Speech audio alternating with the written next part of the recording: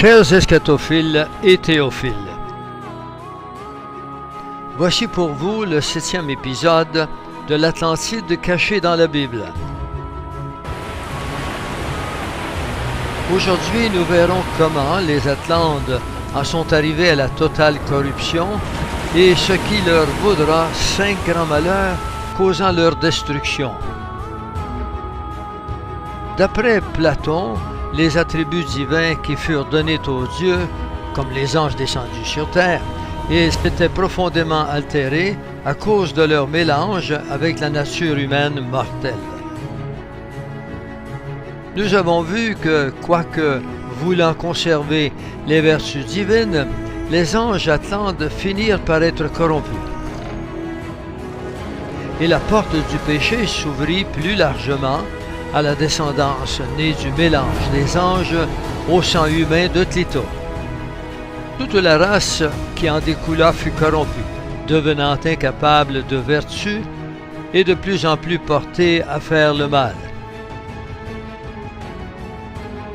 Le chérubin lui-même fut contaminé par la pensée humaine et l'orgueil prit racine en lui. Alors il commença à éprouver l'envie de se révolter contre le Créateur et désira se faire lui-même Dieu. En effet, Dieu dira au chérubin: « Arrière de moi, Satan, tu m'es en scandale, car tes pensées ne sont pas celles de Dieu, mais celles des hommes. » Matthieu 16, verset 23. Celui qui avait été jusqu'ici intègre et rempli de sagesse, nous dit Ézéchiel, et qui avait érigé des temples en l'honneur de l'Éternel, qui furent des merveilles architecturales, finit par être rempli d'orgueil et de crimes, et profana tous ces lieux saints agréés par Dieu. Estimant sa splendeur plus que toutes les vertus, il souilla sa sagesse. Tu as corrompu ta sagesse, ton éclat. Ézéchiel 28, 17. Par l'injustice de ton commerce, tu as profané tes sanctuaires. Ézéchiel 28, 18. Il se mit à poursuivre ses propres voies et désirant de plus en plus de richesses. Il s'attacha à la vaine ambition de grandeur, lui ayant reçu tous les privilèges du Créateur, n'éprouvant aucune satisfaction en dehors de celle de se voir à la place de son Créateur. Si commit-il les crimes odieux d'arracher la vie du premier homme et la première femme, que le Créateur lui confia, afin qu'il en soit le guide, et blasphéma publiquement en ces termes, nous dit le prophète Ézéchiel. Tu as dit: je suis Dieu, je suis assis au cœur des mers. Ézéchiel 28, 2. La corruption du cœur de ce chérubin le poussa dans son orgueil à la rébellion et l'entraîna à séduire le tiers des anges qui lui furent confiés et qu'il avait initiés à la connaissance.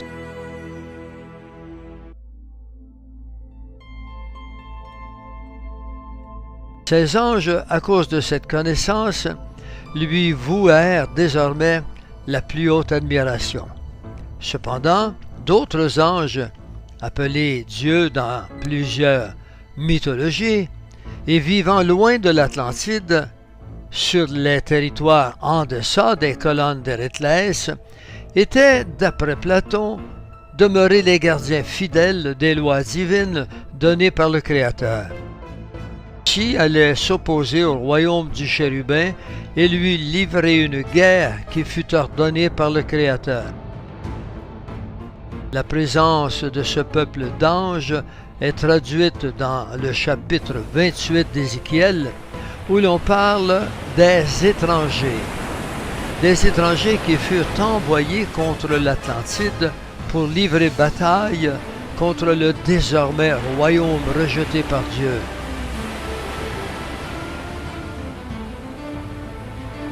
Le mot étranger ici doit être entendu comme ne venant pas du territoire de l'Atlantide. Dans Ézéchiel 28, 7, il nous dira « Voici, je ferai venir contre toi des étrangers, les plus violents d'entre les peuples. Ils tireront l'épée contre ton éclatante sagesse et ils souilleront ta beauté. » La Bible nous permet de comprendre qu'il s'agit d'autres anges qui furent établis sur d'autres contrées lointaines et qui demeurèrent loyaux au Créateur. Car qu'ici évoque lui aussi un groupe de dieux que nous entendons comme étant des anges, restés spirituels et vertueux, car ayant gardé contact avec la sphère spirituelle. Ceux-ci ne sont guère laissés piéger par l'attrait de la matière et les sensations de la chair. Il sort de la prophétie d'Ézéchiel que la corruption du chérubin fut l'orgueil, la recherche effrénée des richesses, le désir de domination et la violence. Toutes ces choses qui ont pu parfaire de l'os de l'Atlantide un royaume au cœur d'une violence meurtrière. Par la grandeur de ton commerce, tu as été rempli de violence et tu as péché. Ézéchiel 28, 16. Lucifer régnait donc par la terreur, ce qui prouve qu'il avait abandonné la sagesse divine dont il était jadis le dispensateur et qu'il avait gardé jusqu'ici. Ésaïe parle du dominateur de la race des méchants, de celui qui ne relâchait pas ses prisonniers, et du vainqueur des nations en parlant de ses conquêtes du monde.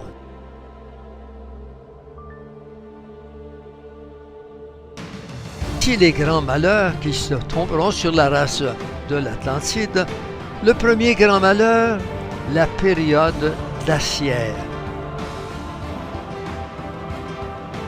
Il s'agit du premier grand malheur qui arriva sur l'Atlantide et dont nous avons vu qu'il procède de la chute de l'ange, suite à l'échec de sa révolte dans les cieux.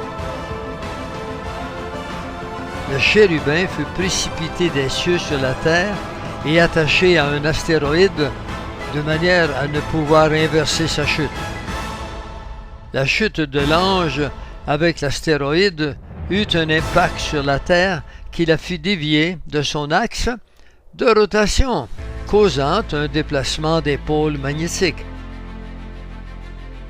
et produisant une glaciation qui frappa l'Atlantide, ainsi que plusieurs continents qui perdirent de nombreux animaux, parmi lesquels les dinosaures. Toutefois, ce malheur ne fut que le commencement des douleurs qu'allaient vivre les Atlantes. Immédiatement après cette chute spectaculaire du chérubin, les animaux, notamment les dinosaures, qui furent des herbivores, devinrent carnivores, éprouvant désormais le désir de dévorer la chair. Sur une terre peuplée par les hybrides et des êtres génétiquement modifiés que furent les orques, les nains et tous les êtres mi-homme, mi-animal. Ceci était le signe qu'une malédiction universelle s'était abattue sur la terre. Deuxième grand malheur, l'éruption du grand volcan. Face à cette chute humiliante sur la terre, le chérubin n'entendait pas se résoudre à perdre la face et abandonner son désir de gloire pour se soumettre de nouveau au Créateur. Il entreprit donc et désormais de s'attaquer à ce qui restait de l'autorité de Dieu sur la terre, et dont le grand symbole fut la montagne par laquelle le Créateur descendait dans son jardin en Éden. Cette montagne, appelée d'après Isaïe la montagne de l'Assemblée, et qui, nous l'avons vu, fut située à l'extrémité du septentrion, c'est-à-dire à l'extrême nord du vaste territoire de l'Atlantide. Je m'assierai sur la montagne de l'Assemblée à l'extrémité du septentrion. Isaïe 14, 13. Cette montagne, au pied de laquelle le chérubin et les autres anges avaient tant de fois rendu un culte agréable à Dieu, devint alors l'objet de la convoitise la plus acharnée du chérubin sur la terre, à la suite de sa chute. C'est alors qu'il se lança de nouveau défi de siéger sur cette montagne. Isaïe 14, 13 nous le dit dans ces termes. « Je m'assierai sur la montagne de l'Assemblée, à l'extrémité du nord. » Sachant son intention, l'Éternel fit monter un feu dévorant par des fissures du sol en dessous de la capitale Atlante, et le feu commença à dévorer tout autour de la cité. Ézéchiel 28 nous le dit en ces termes. « Je fais sortir du milieu de toi un feu qui te dévore. » C'est ainsi que le centre de la ville où reposait l'édifice contenant le trône du chérubin fut menacé par un feu souterrain qui de plus en plus se frayait un chemin depuis les profondeurs du sol de la ville orgueilleuse et rebelle. Alors, lançant toute son armée à la conquête de la montagne de l'extrême nord, ces légions d'orques, des êtres façonnés génétiquement, se mirent en marche groupées vers le nord. Mais, avant que ces armées du chérubin n'atteignirent l'extrémité nord de l'île, avant que ces légions d'orques n'arrivent à la montagne de l'Assemblée, cette dernière commença à gronder bruyamment. La montagne entra donc en éruption et cracha d'épais nuages de fumée sombres qui couvrirent le ciel du vaste territoire de l'Atlantide, puis atteignirent Poséidia, la cité d'Atlante, s'abattant sur elle, d'où la parole de l'Éternel prononcée par le prophète Ézéchiel. « Je te réduis en cendres sur la terre. » Ézéchiel 28, 18. Et pour fuir ce qui deviendra une tempête de cendres, les Atlantes évacuèrent la capitale Atlante, Poséidia, les uns par voie maritime, les autres par engins volants, dont certains furent proches de nos hélicoptères modernes. D'ailleurs, on a trouvé parmi les hiéroglyphes de l'Égypte des dessins de ces objets volants, témoignant de l'existence de ces engins propres à une ancienne civilisation des plus développées qui soit. C'est cette explosion volcanique remplissant de cendres le ciel Atlante qui a fait dire à de nombreux chercheurs que la première cause de la destruction de l'Atlantide fut une gigantesque éruption volcanique. C'est donc ce qui vient attester la Bible en Ézéchiel 28, le verset 18, confirmant la thèse de ces nombreux chercheurs.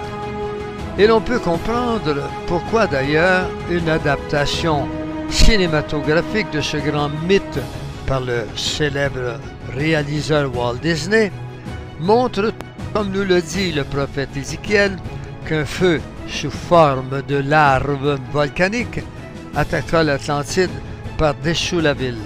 « Je fais sortir du milieu de toi un feu qui te dévore. » Verset 18. Ainsi, le texte d'Ézéchiel fait apparaître deux phases successives de ce qui fut le deuxième malheur qui s'abattit sur l'Atlantide afin de briser la fierté du chérubin, c'est-à-dire Poséidia, la cité corrompue. Le Créateur permit toutefois que la ville ne soit pas entièrement détruite, ainsi que tous ses habitants, donnant au chérubin le temps de se repentir et de revenir à lui. Mais tel ne fut pas le cas. Le chérubin fit embellir davantage la ville, il fortifia en agrandissant sa tour et en endurcissant son cœur davantage. Le reste du territoire de l'Atlantide, c'est-à-dire l'Éden, ce magnifique jardin offrait désormais un spectacle de désolation sous l'aspect couvert de cendres qui avait recouvert toute sa végétation. L'éruption volcanique s'était accompagnée de tremblements de terre qui affaissèrent le sol, laissant pénétrer la mer sur le continent. Ainsi, de vastes territoires devinrent de profonds marécages, et plus de la moitié du territoire de l'Atlantide se perdit sous la mer. Tous les habitants des îles sont dans la stupeur à cause de toi. Leurs rois sont saisis d'épouvante, leur visage est bouleversé. Ézéchiel 27, verset 35. Ainsi, les 10 royaumes, seule la moitié de ces royaumes demeurèrent sous forme d'îles. Ce sont ces 5 îles auxquelles Ézéchiel fait référence et sont dénombrées par le médium Edgar Cayce qui les cite. Il s'agit de Poséidia, Arien, Og, Atalia et Ir. Voici maintenant le 3e malheur, la grande guerre contre l'Atlantide. Voici, je ferai venir des étrangers, les plus violents d'entre les peuples. Ils tireront l'épée contre ton éclatante sagesse, et ils souilleront ta beauté. Ézéchiel 28, 7. Le 3e malheur dont le Créateur frappa l'Atlantide fut l'éclatement d'une grande guerre contre l'Atlantide et sa capitale Poséidia, c'est-à-dire contre les 5 royaumes qui restèrent après les tremblements de terre qui accompagnèrent le grand volcan. Ces étrangers sont un peuple d'anges habitants de la terre, mais qui, contrairement aux Atlantes, avaient demeuré dans l'obéissance aux vertus et aux principes du Créateur et le culte d'adoration qu'ils avaient appris du chérubin. Il leur fut donné une force beaucoup plus grande que les Atlantes, afin qu'ils leur livrent une bataille sans merci à ce chérubin dont ils s'opposaient au désir de domination planétaire. Le Créateur poussa donc un peuple d'anges guerriers venus des terres lointaines pour exécuter son jugement contre l'Atlantide. Et tout comme Ézéchiel, Platon raconte au sujet de l'Atlantide qu'une guerre éclata contre sa capitale, menée par un peuple vivant en marge du territoire des Atlantes, sur la côte méditerranéenne, et que le philosophe identifie comme les ancêtres du peuple grec. Ouvrons à présent une parenthèse pour voir que l'on peut trouver une trace de cette guerre passée. Dans le livre, Enoch nous parle de façon très détaillée des anges appelés les fils de Dieu, qui descendirent sur la terre afin de prendre pour femmes les filles des hommes. L'histoire est mentionnée brièvement en Genèse 6, entre les versets 1 à 4. Ces anges engendrèrent avec les filles des hommes des enfants qui devinrent des géants appelés des Néphilim. En Genèse 6, 4, ces géants, cette race impie, parce que mi-ange, mi-humain, devinrent les vaillants héros de l'Antiquité, connus notamment dans la mythologie grecque. Or, de ces anges, le livre d'Enoch nous apprend qu'ils montrèrent aux femmes du temps de Noé plusieurs pratiques dont l'art de forger des épées, de se peindre les sourcils, de jeter des sorts, d'envoûter, de pratiquer l'astrologie, sans toutefois qu'Enoch ne mentionne d'où il tenait de telles pratiques. Ces pratiques ont été la source de corruption des hommes et des femmes du temps de Noé. Il est pertinent de penser que ces anges tenaient ces pratiques du temps pour avoir vécu en ces âges sur la terre, car de telles pratiques ne pouvaient provenir des cieux auprès du Dieu saint, et cela nous permet de conclure que ces anges seront ceux qui échappèrent à l'Atlantide en restant loyaux au Créateur et qui devinrent lors de la création adamique afin de garder et veiller sur la terre. Nul doute que ces pratiques trahissent qu'il s'agit des anges qui furent autrefois envoyés par Dieu pour attaquer l'Atlantide. D'autant plus qu'on voit l'Éternel leur reprocher d'avoir enseigné l'art de la guerre et de forger des épées aux hommes, art qui fit leur force autrefois contre l'Atlantide à laquelle ils livrèrent bataille. Il s'agit donc d'un retour en Genèse, la Genèse des anges qui exécutèrent le jugement de Dieu contre la civilisation atlante. Sans doute, après avoir massacré les Atlantes, ces anges devinrent des anges méritants, se voyant désormais confier le nouveau rôle de gardien de la nouvelle terre refaite pour Adam. Cependant, on voit que par la suite, en Genèse 6:4, ces anges ne resteront pas fidèles à l'Éternel. Les méritants du temps d'Enoch n'étaient pas restés fidèles au Créateur, car ils bravèrent l'interdit en décidant, comme le chérubin le fit avant eux, de prendre les filles des hommes pour leurs femmes et d'engendrer avec elles une race dont ils espéraient qu'elle gouverne la terre et domine la race humaine adamique.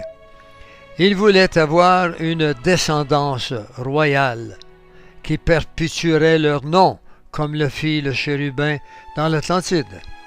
En outre, s'agissant des enfants de ces anges et des femmes, Enoch leur donne exactement la même appellation qu'en Isaïe 14, race de méchants. Or, cette même appellation fut donnée premièrement aux enfants nés du chérubin et de la fille du premier couple humain assassiné. Voici Enoch chapitre 2.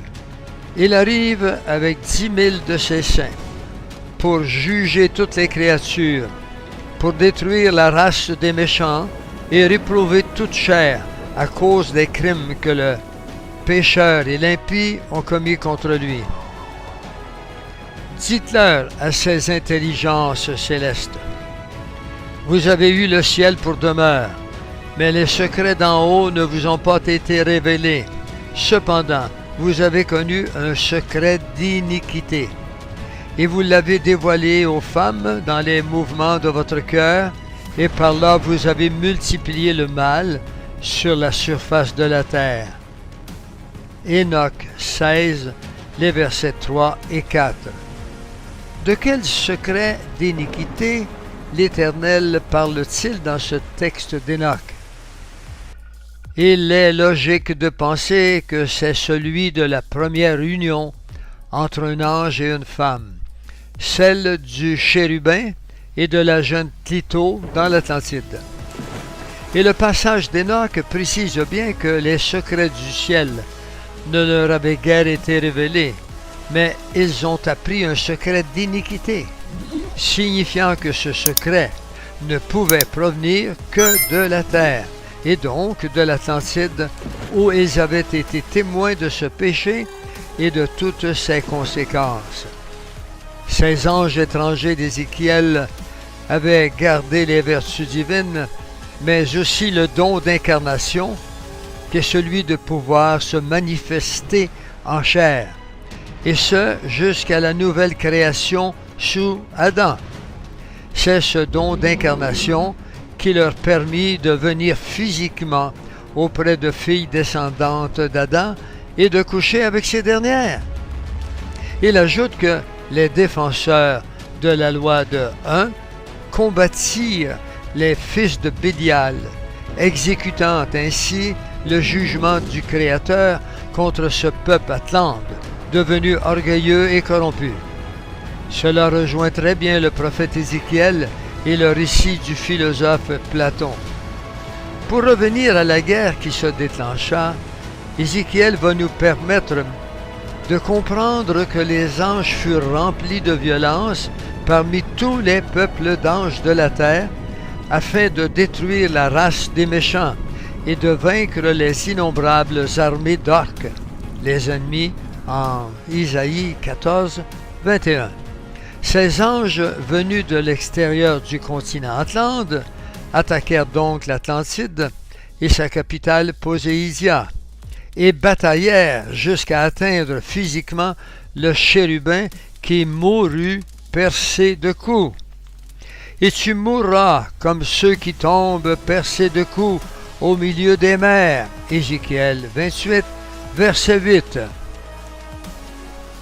Cette grande guerre avait pour but d'atteindre l'intégrité physique des anges, qui s'étaient mêlés aux filles du chérubin, et de leur faire perdre définitivement le privilège d'avoir un corps physique.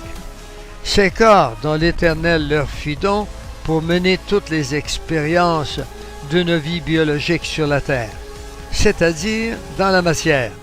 Il est donc logique de conclure que leur corps physique devenu mortel a été détruit au cours de cette guerre, puisque les anges étrangers les percèrent de coups. Et tu mourras comme ceux qui tombent percés de coups au milieu des mers. On l'a dit au préalable, Ézéchiel 28, le verset 8. Maintenant, le quatrième grand malheur, un abîme de ténèbres. Après la grande guerre qui frappa l'Atlantide et atteignit jusqu'à son chef, Ézéchiel décrit encore un quatrième malheur sur la ville demeurée déserte après la mort de plusieurs de ses habitants. On le voit dans Ézéchiel 26, le verset 19. « Quand je ferai de toi une ville déserte, comme les villes qui n'ont point d'habitants, quand je ferai monter contre toi l'abîme. » Et la référence à ces ténèbres vient plutôt du mot « abîme », cité en Ézéchiel 26, 19, et qui se définit comme un gouffre très profond, ou une immensité effrayante et dangereuse. Dans ce passage, on voit que la guerre aura donné lieu à un massacre des habitants de l'Atlantide et que la capitale sera déserte au moment où un abîme montera contre elle.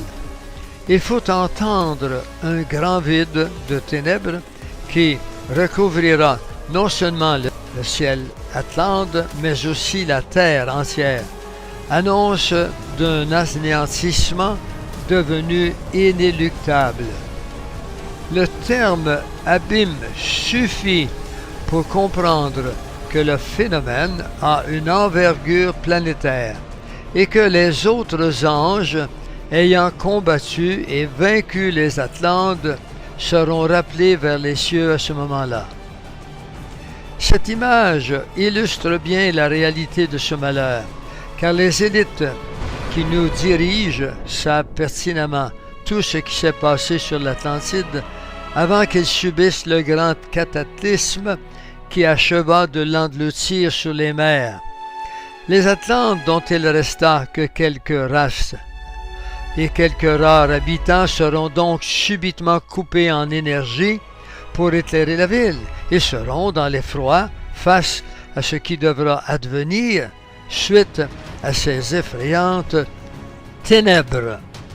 Ces ténèbres remplissant l'abîme vont paralyser l'éclairage de la capitale Atlante, dont la source principale d'énergie provenait de la captation par le cristal de l'énergie du soleil et des étoiles. Et le soleil de l'Atlantide lui-même s'éteignit.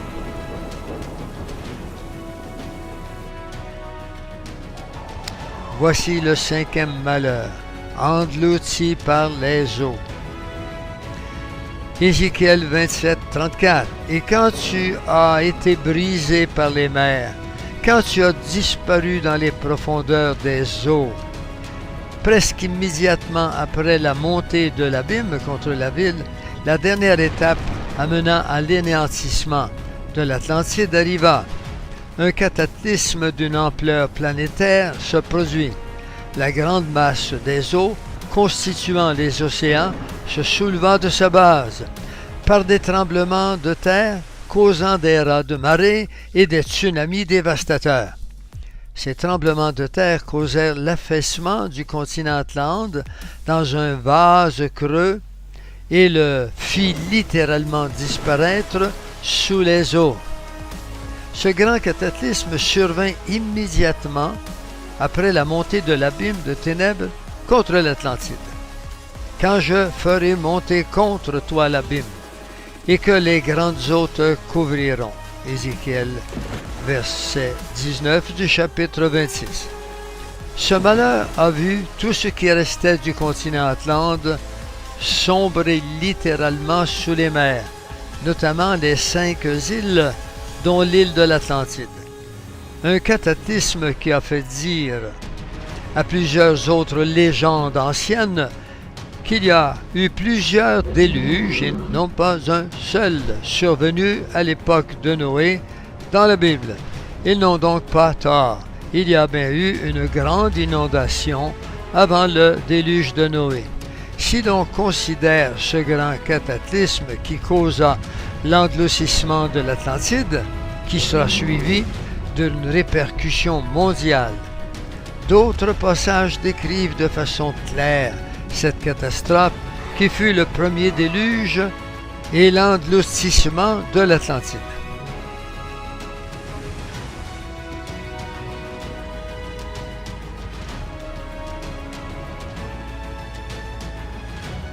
Tous les hommes de guerre qui sont chez toi et toute la multitude qui est au milieu de toi tomberont dans le cœur des mers au jour de ta chute. Ézéchiel 27, le verset 27. Dans ce passage, il ne s'agit pas de la chute du chérubin, mais plutôt celle de la ville qui portait son nom et qu'il voulait glorieuse et éternelle. Ézéchiel 27, 34. Et quand tu as été brisé au fond des mers, quand tu as disparu dans les profondeurs des eaux. Ce passage conforte très bien cette idée que l'Atlantide soit au bord des mers, où il a été plongé pour ne devenir qu'un mythe et une légende. Tu es réduit au néant et tu ne seras plus à jamais. Ézéchiel 28, verset 19. En outre, un autre passage d'Ézéchiel montre que ce cataclysme est concomitant à un autre. Il s'agit d'un vent de l'Orient qui va s'abattre contre cette cité. Au moment où les eaux vinrent pour submerger ce qui restait du continent de l'Atlantide. Un vent d'Orient a brisé au cœur des mers. Ézéchiel, chapitre 27, verset 26.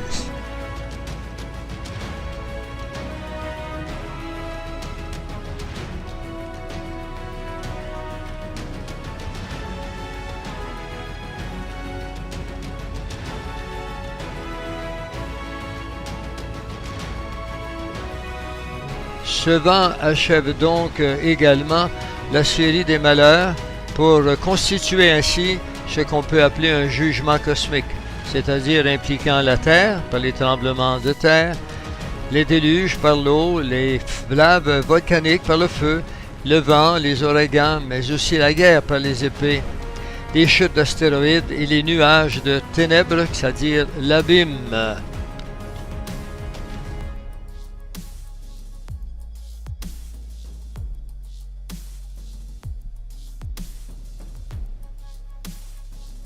Chers eschatophiles, ici se termine le 7e épisode sur la destruction de l'Atlantide.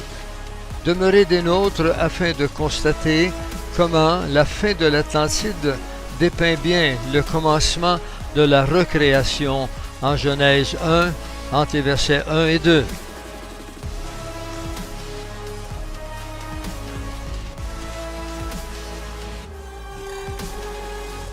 Voilà votre narrateur, Pierre Gilbert.